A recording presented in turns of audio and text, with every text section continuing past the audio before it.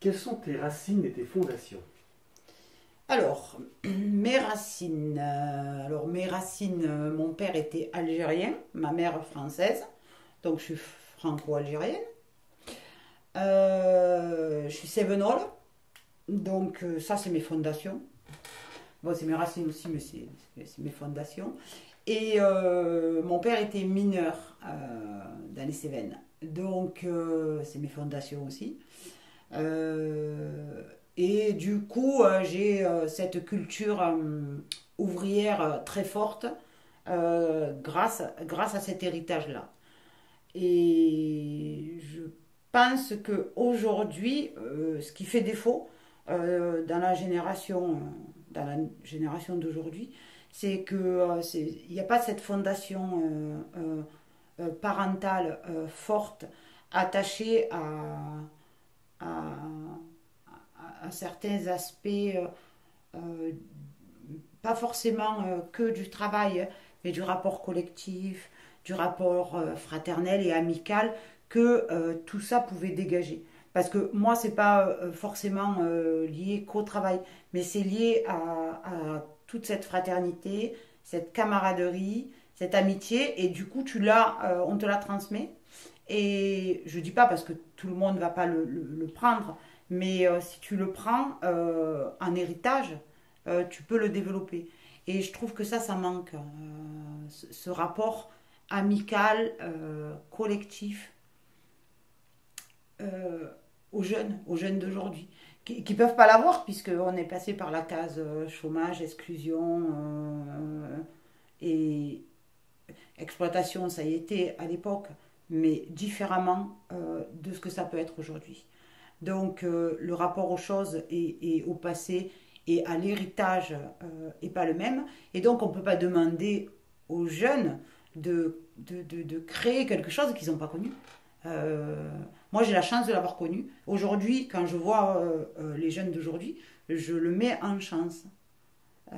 Parce que je serais certainement pas celle que je suis si j'avais pas eu ce passé et ces fondations et cet héritage.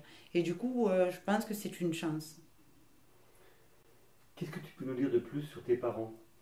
Alors, ce que je peux dire, c'est que si tu veux, moi, mon père, il est venu en France à l'époque où l'Algérie était française. Donc, encore un autre héritage, encore autre chose, encore une autre époque.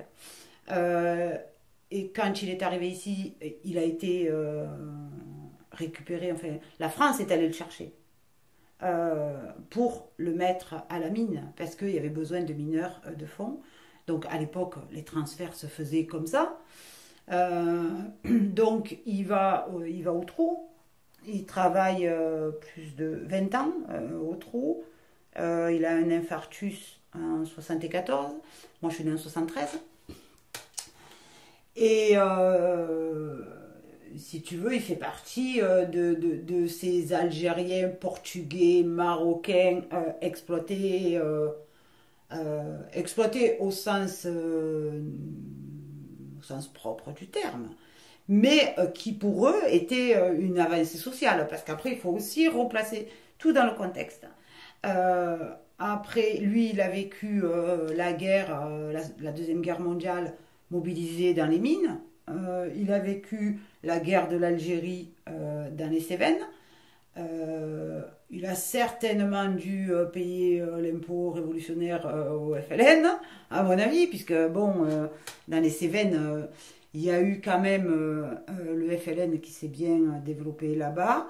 Par chance, la CGT, le Parti communiste, était très fort dans les mines et très fort dans les Cévennes. Ils ont réussi. Alors, ça, c'est historique, hein, c'est pas une version familiale. Ils ont réussi à travailler avec le FLN de manière à éviter des drames, parce que, par exemple, Marcoule était visé par le FLN. Il voulait le faire exploser. Donc là-bas, le corps militant de l'époque a réussi à éviter des drames. Et s'ils ont réussi, c'est parce que ce corps militant faisait que quand on était mineur, on était tous noirs et il n'y en avait pas un qui était blanc, il n'y en avait pas un qui était marron, il n'y en avait pas un qui... ils étaient tous noirs et ils faisaient corps. Et donc, grâce à ça, ils ont réussi à éviter des drames. Et donc, tout ce passé historique, il arrive un moment où toi, quand tu es issu de parents de ce type-là, il arrive un moment où toi, tu es obligé de t'y intéresser, obligé d'aller lire, obligé d'aller chercher, fouiner, participer. Moi, j'ai participé à des colloques historiques sur la guerre de l'Algérie, avec passion, hein, mais parce que c'est une histoire qui me plaît et qui me concerne indirectement, de par mes origines. Donc, après, quand tu fais ce travail-là, tu arrives à faire le pont avec tes origines et ton pays, parce que mon pays c'est ici, hein, je connais même, je suis jamais même allée en Algérie, donc je pourrais même pas en parler. Mais tu arrives à faire le pont, et je trouve ça dommageable aujourd'hui pour toutes ces générations aujourd'hui qui sont peut-être à la troisième ou quatrième génération d'immigrés, puisque c'est les parents qui sont venus ici, c'est pas les arrière-petits-enfants. Je trouve ça dommageable qu'aujourd'hui on ne fasse pas ce travail historique. Dans le calme et la sérénité, pas un travail, c'est ta faute, c'est ma faute. Non, les faits se sont passés. Maintenant, il faut les digérer. Et pour les digérer, il faut apprendre et comprendre. Et je trouve ça dramatique qu'on ne fasse pas ce travail-là. Alors, c'est pas forcément à l'école de le faire, parce qu'elle a déjà tenté plus à faire. Les familles ne sont pas forcément en capacité de le faire, et elles n'ont pas peut-être envie de le faire, mais je pense que c'est aux institutions publiques à le faire. À un moment donné, à prendre bras le corps et à se dire, on doit faire ce travail, non pas de réparation, parce qu'il n'y a pas réparation, il y a peut-être réparation sur certaines familles, mais compréhension, apprentissage, savoir d'où on vient pour savoir où on va. Et c'est pas fait. Et je trouve ça, voilà, je trouve ça un peu dommage. Moi, je l'ai fait, moi, toute seule. Mais encore une fois, on n'est pas tous faits de la même manière. Et je pense qu'il faudrait que ça soit fait, ce travail. Et qu'on arrête de stigmatiser ou de nier l'histoire. Voilà. Et je pense que tout le monde s'en porterait mieux. Au-delà de tout ce que tu viens de nous raconter, qu'est-ce que tu peux nous dire de ce que tu as appris de tes parents? De façon peut-être plus personnelle, on va dire.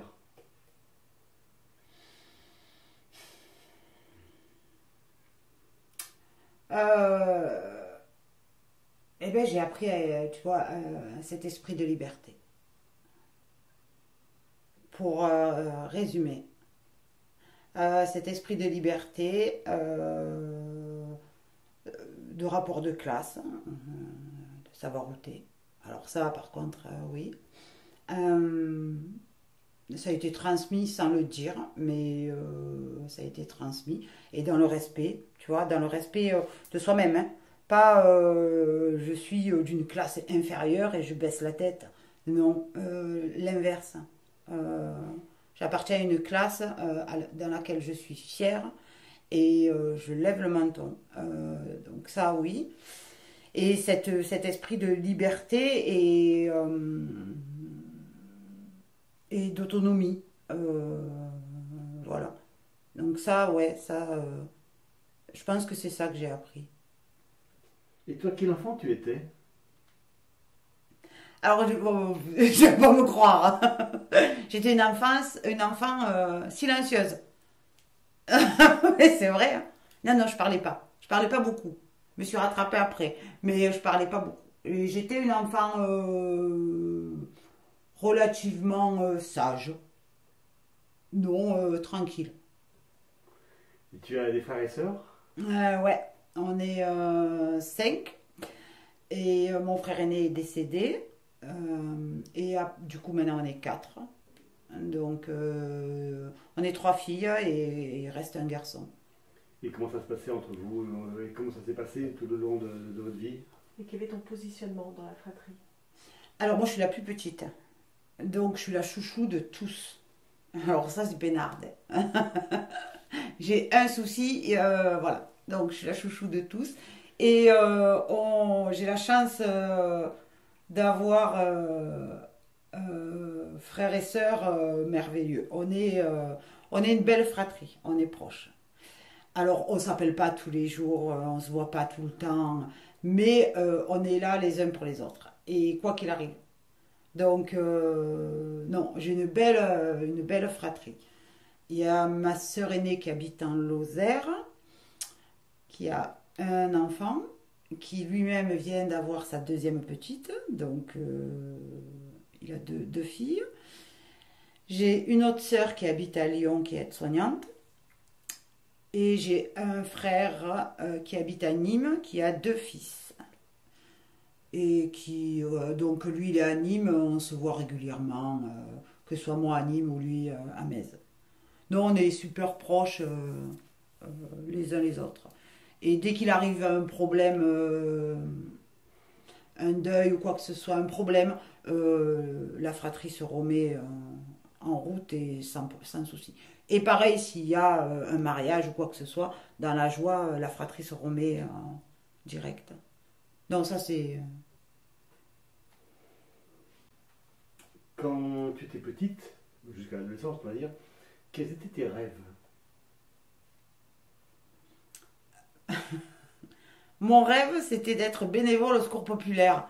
Non mais, faut rêver hein, là-dessus. Mon rêve, ça a été ça. Et donc, j'ai réussi à faire mon rêve, quoi. Et c'est vrai, mon rêve, c'était d'être bénévole au Secours populaire. Et ça paraissait incroyable. Voilà, c'était ça mon rêve. D'autres avaient, bon, des rêves d'argent ou de je sais pas quoi. Moi, je rêvais d'être bénévole au Secours populaire. Et donc, quand j'ai réussi à intégrer le Secours populaire, eh ben, j'ai accédé à mon rêve. Et tu sais d'où ça vient, cette envie ou ce besoin, je ne sais pas? Je sais pas, j'ai vu passer le logo à un moment donné ou à un autre, et j'étais déjà bien testarde à cette époque-là, à l'adolescence quand même. Tu vois, ma première grève, c'était en troisième. Au collège, à l'époque où dans les lycées ils se battaient pour des meilleures conditions à la fac.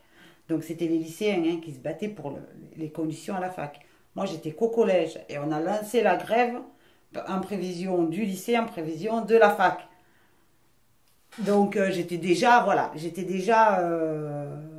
bien, là à cette époque-là j'étais bien rebelle. Et le Secours populaire, alors est-ce qu'il y a eu à un moment donné ou à un autre, ça, je ne sais pas, ma mémoire, je ne me le rappelle pas.